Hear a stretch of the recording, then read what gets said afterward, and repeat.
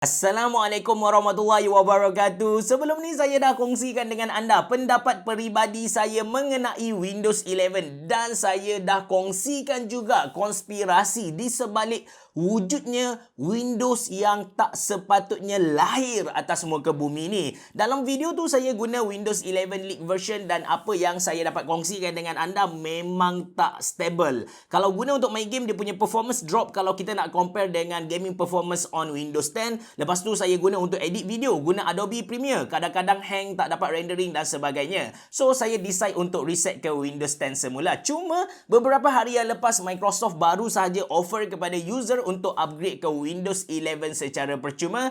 Jadi saya decide untuk kongsikan cara untuk upgrade ke Windows 11 step by step. InsyaAllah kalau anda follow apa yang saya kongsikan dalam video kali ini, pada akhirnya nanti anda pun akan berjaya upgrade ke Windows 11. Anda bersama saya Ashraf Jeffrey dalam channel YouTube Monaliza. Kalau anda belum tekan butang subscribe, pastikan anda tekan butang subscribe dan juga button loceng yang ada dekat tepi dia. Jom!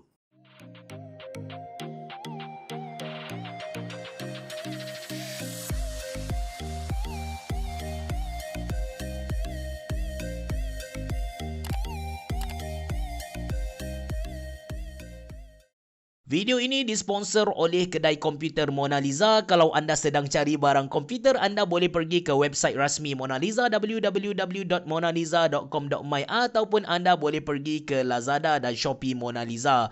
Link ada dalam ruangan description box below. Okey.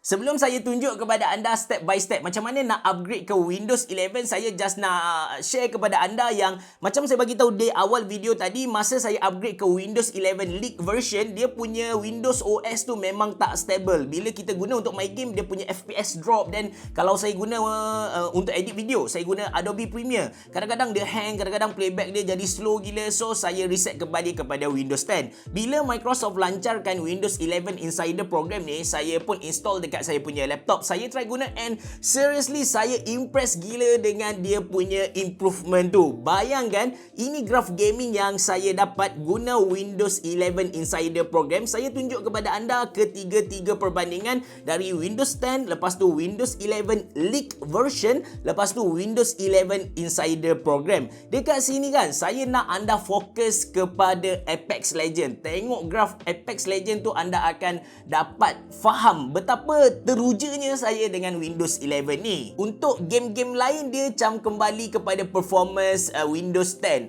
but still better than Windows 11 leak version. At this point saya percaya anda dah pun excited macam saya, macam bercerah cepat aja saya nak bertukar, nak berhijrah ke Windows 11. Boleh, tak ada masalah, tapi anda kena check dua perkara dulu. Yang pertama, anda kena check sama ada Windows 10 yang anda sedang guna sekarang tu original ataupun tak, pirate ataupun tak, activated ataupun tak. Itu yang pertama. Yang kedua, anda kena check anda punya laptop, anda punya PC, adakah compatible dengan requirement yang Windows tetapkan, Microsoft tetapkan untuk upgrade ke Windows 11 ni. So, untuk check anda punya PC ataupun laptop ni mampu tackle Windows 11, anda boleh pergi dekat website ni and download apps Why Not Win 11 dan dia akan tolong check sama ada anda punya spek PC tu mampu tak untuk upgrade ke Windows 11. Kalau PC ataupun laptop anda mampu macam laptop saya ni, so apa yang kita kena buat sekarang ialah kita kena register Windows Insider program. Cara dia just tekan Windows button, lepas tu anda search Windows Insider program setting, then tekan get started, sign up Windows Insider program, linkkan ke Microsoft account anda. Saya percaya ramai yang tak tahu tentang Microsoft account. Mereka ada tapi mereka tak tahu kewujudan tu. So anda boleh buat forget password ataupun anda boleh register baru, tak ada masalah. Senang je sebenarnya. Guna Gmail anda pun okey. Lepas tu dekat sini kan, kita kena pilih dev channel. Dekat sini saya buat kesilapan yang mana saya pilih beta channel. Kalau ikut kepada description tu, by right kedua-dua kita boleh upgrade ke Windows 11, tapi disebabkan saya pilih beta channel, saya tak dapat offer untuk update ke Windows 11. Jadi anda jangan ulang kesalahan yang saya buat. Terus pilih dev channel, developer channel. Lepas dah pilih dev channel tu, pergi dekat Windows Update. Update untuk Windows 11 akan keluar, just tekan install. Bagi dia buat kerja dia sendiri, maybe akan ambil masa sekitar 30 hingga 40 minit bergantung kepada satu, internet speed rumah anda, yang kedua bergantung kepada performance PC anda lah. Untuk saya, dia ambil masa sekitar 30 minit saja. Macam saya bagi tahu kepada anda tadi, disebabkan saya salah pilih beta channel. Lepas saya dah buat tu, saya restart sampai 3 kali. Lepas tu saya tunggu sampai 40 minit baru offer untuk update Windows 11 tu keluar. Saya tukar balik lah kepada dev channel, barulah saya dapat upgrade ke Windows 11. Seriously, saya doakan anda tak hadap masalah yang saya hadap ni. But Alhamdulillah, lepas bertungkus lumus berjaya juga saya upgrade Windows 11 dekat Aorus 15G ni. Oh ya, bila kita upgrade ke Windows 11 ni kan, kita punya file sebelum ni, kita punya apps yang kita install masa dia Windows 10 dulu, dia tak hilang.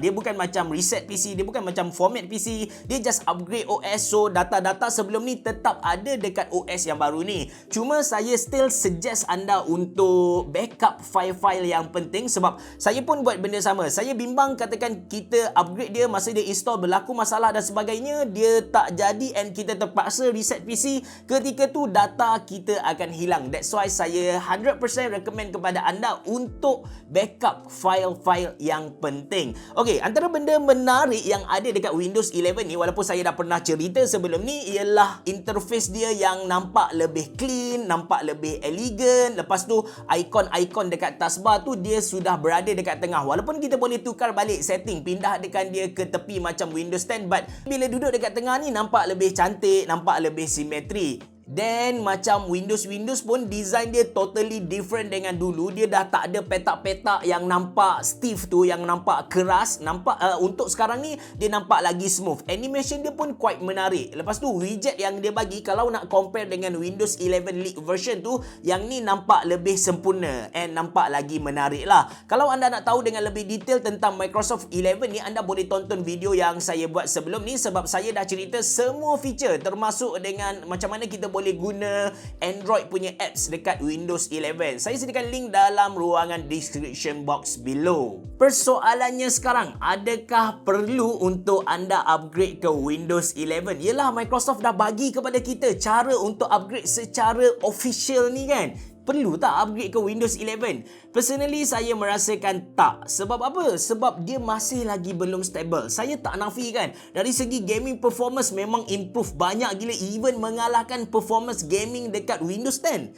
Tapi keseluruhan memang ada masalah lagi. Bila saya buat multitasking, buka banyak tab, buka banyak kerja dalam satu masa, dia hang. Yang mana benda ni tak pernah berlaku dekat Windows 10 sebelum ni. That's why kita bagi developer, orang yang pandai programming, orang yang pandai tweak semua benda ni, guna Windows 11, bagi mereka jumpa masalah-masalah, bagi Microsoft selesaikan masalah ni, baru kita guna yang official punya lah. Microsoft 11 ni dia percuma untuk semua orang. Cuma yang menjadi pertikaian semua orang, dia ada letak minimum requirement yang agak tinggi. So macam kalau laptop ataupun PC kita tak mampu nak upgrade ke Windows 11, kita terpaksa beli mesin yang baru. Seperti mana anda tahu yang harga untuk barang-barang komputer sekarang mahal gila kot. Kalau dulu kita boleh dapat laptop i3 pada harga RM1,699 Malaysia, latest Huawei keluarkan laptop i3 pada harga RM2,399 Malaysia. So macam kalau nak kita semata-mata nak upgrade Windows 11, kita terpaksa beli mesin yang baru pada era yang tak berapa bagus ni, macam tak best lah. So itu saja dari saya. Kalau anda suka dengan video ni, jangan lupa untuk tekan butang like, jangan lupa untuk subscribe channel YouTube Monaliza, dan jangan lupa untuk follow saya di Instagram. Jumpa lagi.